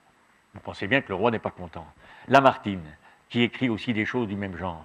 Lamennais, l'abbé Lamennais, qui écrit qu'il ne faut pas que le trône et l'autel soient impliqués. Il va être condamné lui aussi.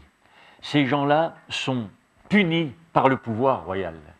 Autrement dit, le pouvoir royal s'attaque à ce qui est, chez le romantique et chez l'écrivain, la substance même de sa nature. Je suis là pour écrire, c'est moi qui écris, j'écris ce que je suis, j'écris ce que je pense, et par conséquent, si vous attaquez ma fonction, si je dois écrire en fonction de ce que vous pensez, non. Il y a déjà un moment où le romantisme va critiquer l'union du trône et de l'autel, va critiquer l'autorité. En 1830, on arrive à l'excès de sévérité, c'est-à-dire le ministre Polignac et Charles X, le roi, sont des bigots, sont des gens hyper pieux, et qui vont entraver la presse. Et par conséquent, les romantiques qui ont écrit des articles, qui sont libres d'écrire ce qu'ils veulent, vont basculer.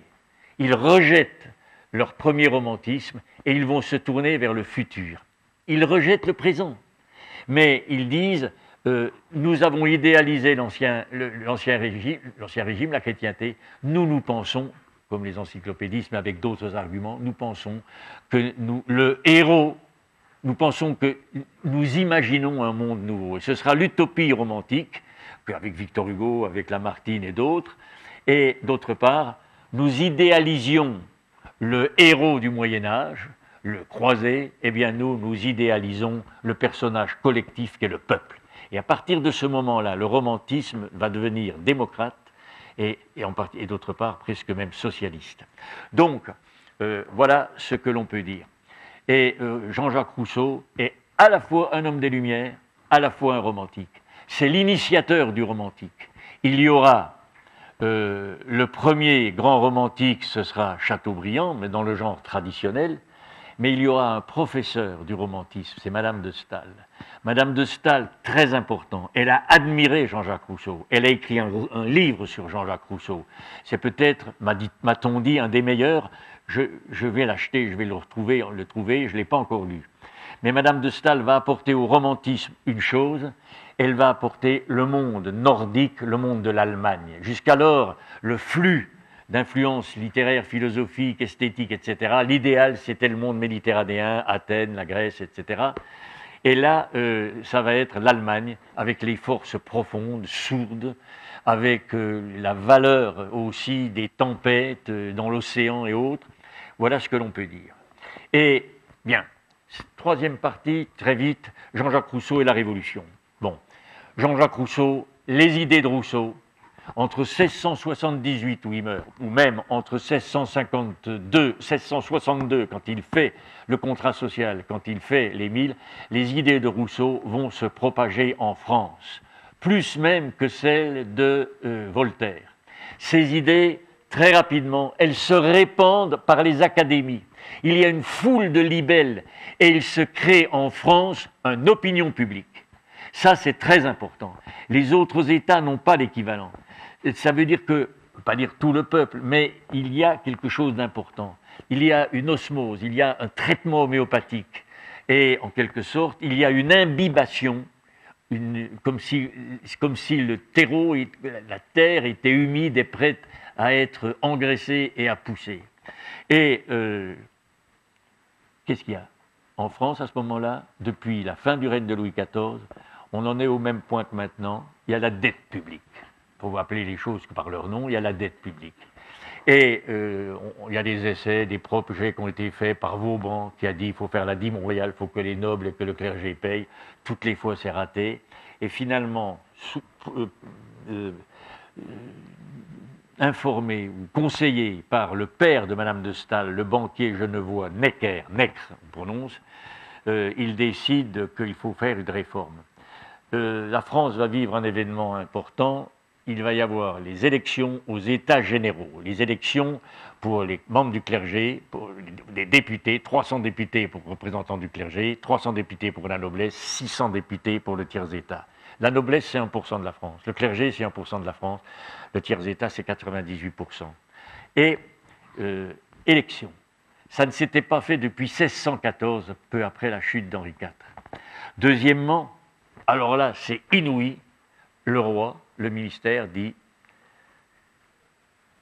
que les gens des 36 000 communes, des 36 000 villages, des 36 000 paroisses de France, il y en a même un peu plus parce qu'il y a plusieurs paroisses dans les villes, que les 40 000 paroisses décident, à la sortie de la messe des mois de septembre-octobre, décident d'écrire des cahiers de doléances. À la sortie de la messe, on sort les tables sous les tilleuls ou les marronniers, les gens s'installent, les enfants sont par terre, les femmes sont derrière, autour, et il y a quelqu'un qui tient la plume, et les suggestions, les critiques, les propositions fusent.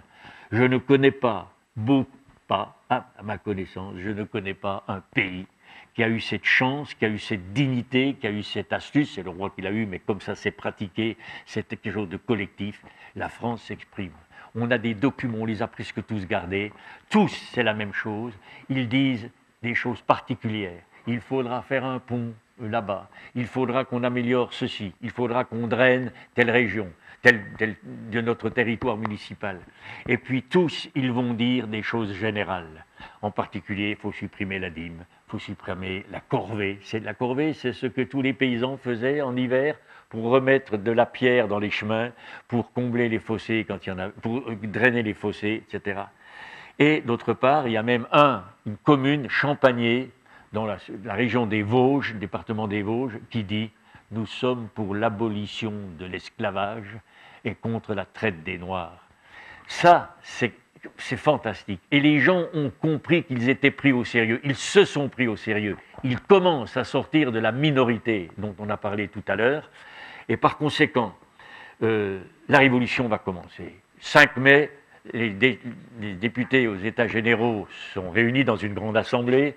On dit la messe, on invoque le Saint-Esprit, le roi fait un discours. Ils sont 1200. On n'entend rien. Necker fait un discours financier et commercial, on n'entend rien. Et les députés vont partir, chacun dans des assemblées. Ça va durer 2 mois, ça va durer 1 mois, c'est le 5 mai. Or, le 17 juin, les gens de la noblesse, le 17 juin, les membres du tiers-État vont se réunir. Je ne trouve plus les crayons, excusez-moi. Les gens du tiers-État vont se réunir comme ça. Imaginons un groupe. Deuxièmement, le clergé se réunit, la noblesse se réunit. Qu'est-ce que disent les gens du tiers-État? Ils disent on n'avance pas, on est venu pour faire des réformes, on n'avance pas. Le clergé discute dans son coin, la noblesse discute dans son coin, nous aussi. Et il y a des députés qui disent allez, on va trouver les gens du clergé, on va trouver les gens de la noblesse, venez vous réunir avec nous. Qu'est-ce qui se passe? 22 prêtres, bas clergé, sortent du groupe. En sortant du groupe, ils font éclater ce qui enserrait le groupe dans quelque chose de compact et de fermé. Quelques-uns de la noblesse aussi font cela. Et ils se déclarent Assemblée nationale. L'adjectif est fondamental. Nation. Et à ce moment-là, regardons. Toute révolution existe quand il y a concurrence de légitimité de pouvoir. Il y avait le pouvoir du roi, pouvoir légitime de droit divin, il avait hérité de son père, c'était ça qui faisait qu'il était roi. D'autre part, il imposait l'autorité centralisée. Le principe, c'est autorité et légitimité. À côté naissent 2 pouvoirs, c'est le pouvoir liberté et nationalité. Donc, voilà, ça c'est là la tension maximale dans la Révolution. À partir de ce moment-là, quand ceux-là ont fait éclater, d'autres vont un peu venir, et ils se sont proclamés Assemblée nationale. Le 11 juillet, ils se proclament Assemblée nationale constituante. Ils font une constitution. Et constitution, c'est un règlement. Il n'y a plus de pouvoir absolu. Il n'y a plus de pouvoir. La révolution est quasiment faite. Plus qu'il se trouve qu'ils vont tellement loin qu'à la cour, on dit attention, il faut arrêter ça. Pour arrêter ça, il y a des bruits qui courent, il y a des régiments qui viennent du Nord, on fait venir des régiments à Versailles pour dissoudre l'Assemblée. C'est très simple, vous prenez une calèche, vous prenez 2 soldats, vous prenez un député, vous le renvoyez dans sa province. C'est très simple. Hein. Il suffit de 6 et 6, 12, il suffit de 1200 calèches et de 24 soldats. Bon, or, il y a des journalistes qui vont voir ce qui se fait à Versailles. Ils viennent tous les soirs au Palais Royal et ils tiennent ce que j'appelle le bulletin télévisé, c'est-à-dire ils donnent les informations. Ça va être l'été, c'est au mois de juillet. Bon, c'est le 13 juillet, Camille Desmoulins vient et dit « Attention, peuple de Paris, prend les armes pour aller défendre l'Assemblée nationale constituante. Le peuple de Paris va chercher des armes ici ou là, il va à la Bastille pour trouver des armes. À la Bastille, qu'est-ce qui se passe? Le directeur de la Bastille, Delaunay, fait tirer sur le peuple de Paris qui veut franchir le premier fossé. 35 morts. La foule, quand même, envahit la Bastille, prend Delaunay, le tue. Et d'autre part, prend sa tête, le met sur des pics et va le promener dans Paris avec des flambeaux. Le lendemain, on raconte ça au roi. Le roi dit c'est une émeute. Celui qui apprend le marquis de Debrézé dit non, sire, c'est une révolution. Le 16 juillet, le roi vient à Paris, on le pousse, les gens du peuple, certains députés disent il faut aller à Paris. Il arrive à Paris, qu'est-ce qu'il trouve? Il trouve sur l'hôtel de ville, les marches de l'hôtel de ville, il y a un maire. Les Parisiens, je ne sais pas, on ne sait pas très bien comment, ont élu un maire. Il y a des gens qui ont voté. Le maire, le pouvoir vient du bas. Et le maire, élu par le peuple, reçoit le roi. Il est au-dessus et le roi est en bas. Il monte. C'est à ce moment-là. Il lui paie à boire. Et d'autre part, il y a, le roi va trinquer à la mairie de Paris, et il y a la garde nationale. C'est-à-dire que le peuple de Paris s'est constitué une police, mais une police de citoyens, et par conséquent, là encore, le peuple va faire lui-même sa propre police.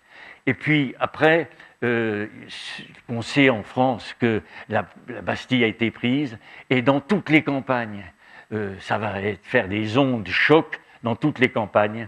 Eh bien, on marche vers les abbayes pour détruire, brûler les livres où sont inscrits la dîme que les gens doivent payer. Pareil dans les châteaux. Il y a des châteaux qui brûlent. La nuit est belle et par conséquent, on voit les lueurs, les gens prennent peur.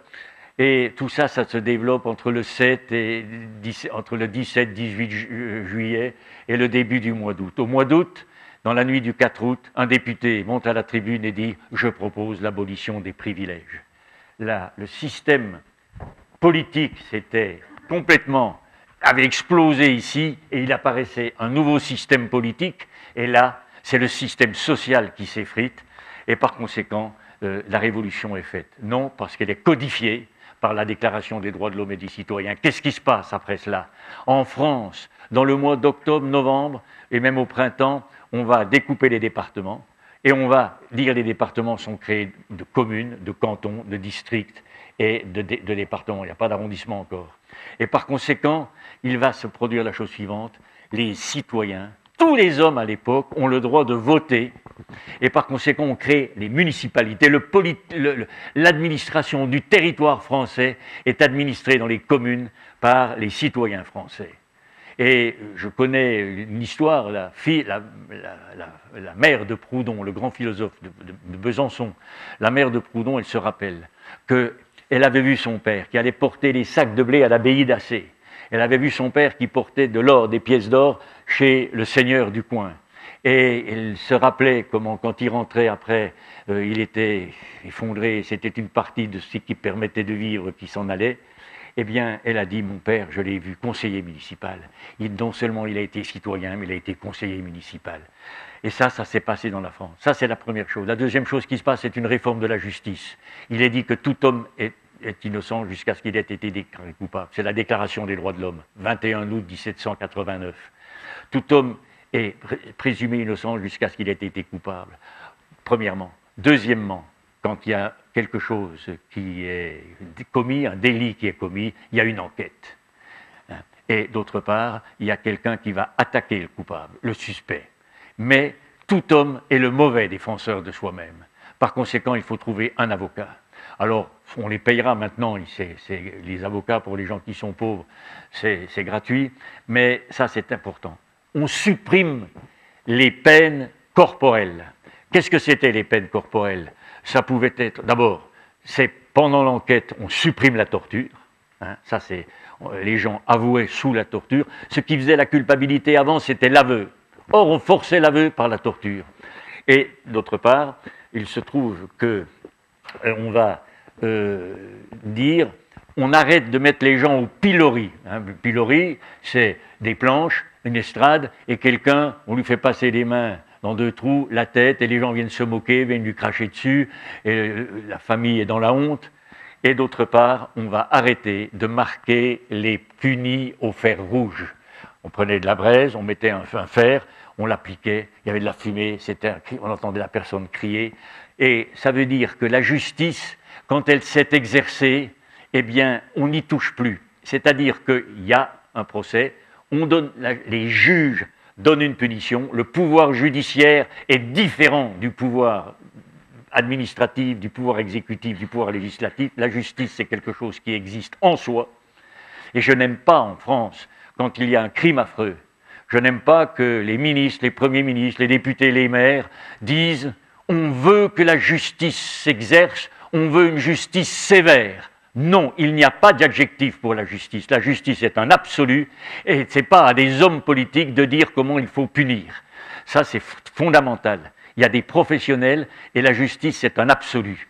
Donc, progrès de la justice considérable.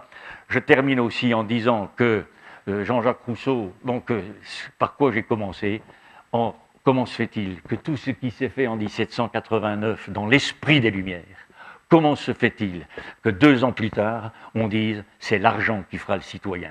On écarte plus de 40% des gens en prenant ceux qui ne paient pas l'impôt et en prenant ceux qui exercent des métiers de domestiques. On va écarter, ça c'est pour les élections municipales, mais pour les élections à l'arrondissement, on va en écarter encore 20% en plus. Finalement, le corps électoral est considérablement restreint. Ça, Jean-Jacques Rousseau est trahi. Eh bien non, parce que ces idées vont continuer. Et ces idées de Jean-Jacques Rousseau, elles continueront à gagner dans les esprits en France, avec des rythmes divers, c'est-à-dire qu'il va y avoir quand même, on va se souvenir de ce qui s'était passé, la royauté est revenue, l'empire qui s'est établi, la royauté est revenue, vont essayer d'empêcher la démocratie de s'exprimer, mais la démocratie va s'exprimer par cette chose qui est difficile à mesurer, mais qui est réelle, l'opinion publique. L'opinion publique avec les journaux. Et la révolution de 1830, elle est faite, elle va être tout de suite avortée ou détournée. Hein, on va enlever le roi légitimiste des Bourbons, on mettra le roi des Orléans, qui va être le roi défendu par la bourgeoisie de l'argent. Et le Premier ministre, après 1830, Guizot, dira « Quel est le but? Enrichissez-vous ».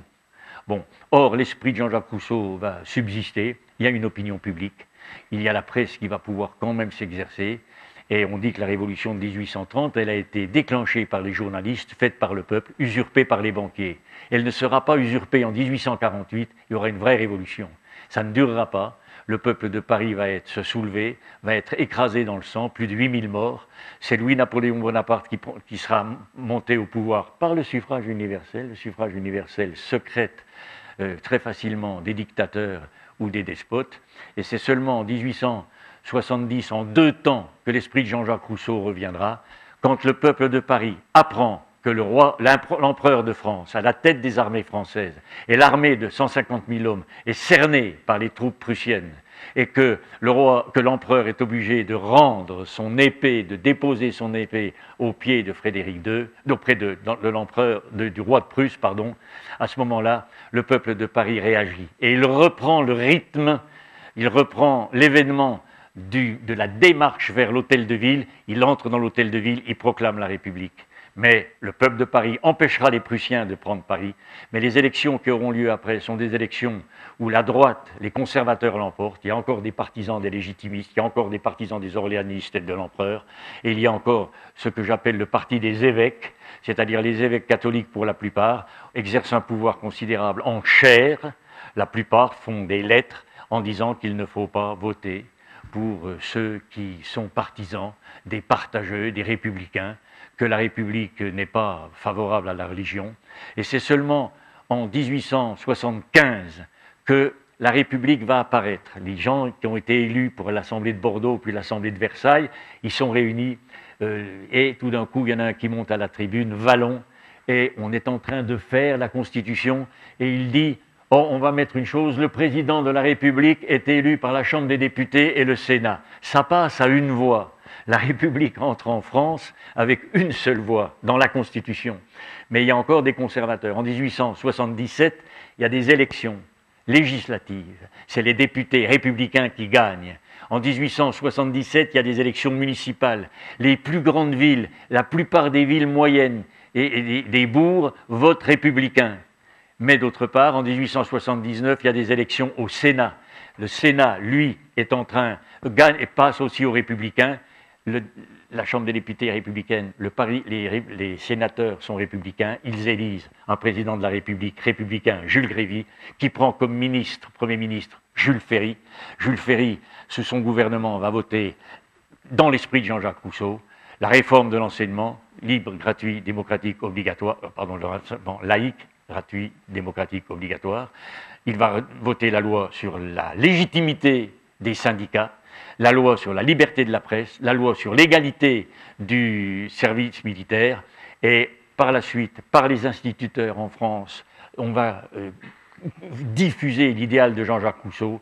Chaque village aura une école, c'est des grands travaux, c'est digne de Keynes, hein, faisons des grands travaux. Il y a eu des maçons, il y a eu des charpentiers, il y a eu des gens qui ont fait fabriquer des tuiles, et ça a donné ces petits temples de la citoyenneté et de l'esprit civique qui sont indispensables. Je n'ai pas terminé, parce que je vais vous raconter quand même la mort de Jean-Jacques Rousseau et son incorporation au Panthéon. Jean-Jacques Rousseau meurt en 1778. Un noble et sa femme l'avaient recueilli à Ermenonville, dans leur château, dans une petite chaumière vers leur château. Il meurt, et ils avaient fait une sorte de lac, ils avaient mis une île, ils avaient fait un petit temple rond, et ils ont décidé, dans la nuit, de traîner par une barque que ramaient des jardiniers, de traîner le cercueil, de traîner la barque où il y aurait le cercueil, et derrière, ce noble et sa femme, tout le nom m'échappe pour le moment, avec des torches, accompagnent le cercueil de Jean-Jacques Rousseau dans ce petit temple. Ça, c'est en 1778, au mois de juillet. Or, en 1794, on demande à l'Assemblée nationale à la Convention, on demande que le cercueil de Jean-Jacques Rousseau soit mis au Panthéon, c'est-à-dire là où la patrie est reconnaissante à ces grands hommes. Des gens protestent, et en particulier les plus fidèles amis de Jean-Jacques Rousseau, ils disent, il a célébré la nature, il est mort dans la nature l'a honoré, laissons-le où il est. Ça fait rien, c'est ceux qui veulent qu'il soit incorporé, reçu au Panthéon, qui l'emportent. La cérémonie est la suivante. On est au mois d'octobre, novembre, je crois à peu près, il fait beau. Les habitants d'Ermenonville, les villageois, traînent le cercueil de Jean-Jacques Rousseau sur une charrette. Ils sont tous là, les enfants, les filles, les femmes, etc. Ils arrivent. À la limite d'Ermenonville, c'est les autres villageois du village voisin qui reprennent le relais. Et ça se va faire jusqu'à Paris. Jusqu'à Paris, aux Tuileries, où il y a un grand bassin. On a reconstitué la situation d'Ermenonville, on a planté des peupliers, on a refait le petit temple. Et dans la nuit, le cercueil de Jean-Jacques Rousseau est placé là, il y a des torches, il y a des feux d'artifice, il y a un recueillement, il y a des chants faits par des chorales, et c'est un moment d'émotion. La foule est là, elle va passer une partie de la nuit. Le lendemain, à 10h du matin, arrive la délégation une délégation arrive, toute l'Assemblée constituante, la Convention, ils arrivent avec leur uniforme de députés, avec l'armée, la police en uniforme, et avec eux, il y a une femme. Une femme, c'est Thérèse Levasseur. Elle est là, c'est la veuve de Jean-Jacques Rousseau, il l'a épousée à Bourgoin peu de temps avant qu'il ne meure, Et la femme de Jean-Jacques Rousseau est là. Le cortège s'ébranle. Il y a de chaque côté la foule parisienne qui est là, avec des fleurs, avec des branchages, avec des choses comme les gens chantent et le corps est déposé dans le Panthéon. Il y est depuis ce moment-là. La patrie a été reconnaissante à Jean-Jacques Rousseau, mais quelques jours après, on est à la Convention. Il y a les gens qui sont en train de débattre et tout d'un coup, on voit arriver quelques hommes, quelques femmes, et on voit arriver la veuve de Jean-Jacques Rousseau. La veuve de Jean-Jacques Rousseau apporte le manuscrit de contrat social et le manuscrit des confessions. C'est déposé sur la tribune de l'Assemblée. Autrement dit, c'est une consécration de Jean-Jacques Rousseau. Voilà ce que je voulais vous dire sur Jean-Jacques Rousseau et sur son importance considérable. Je suis heureux aujourd'hui de pouvoir vous faire découvrir ça. J'espère que vous n'avez pas eu de trop de difficultés linguistiques. Je remercie les deux traductrices qui doivent me haïr, mais je les bénis. Je réponds à la haine par l'amour. Et au revoir à vous. Merci.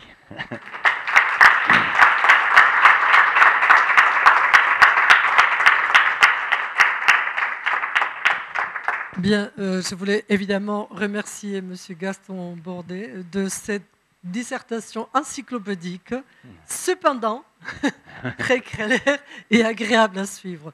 Donc, merci de toute façon aussi à la traduction qui a été vraiment, pour être la première épreuve, ça a été vraiment une épreuve. Donc, j'espère que ça ne vous fera pas désister de votre métier à partir de maintenant. Je vous applaudis.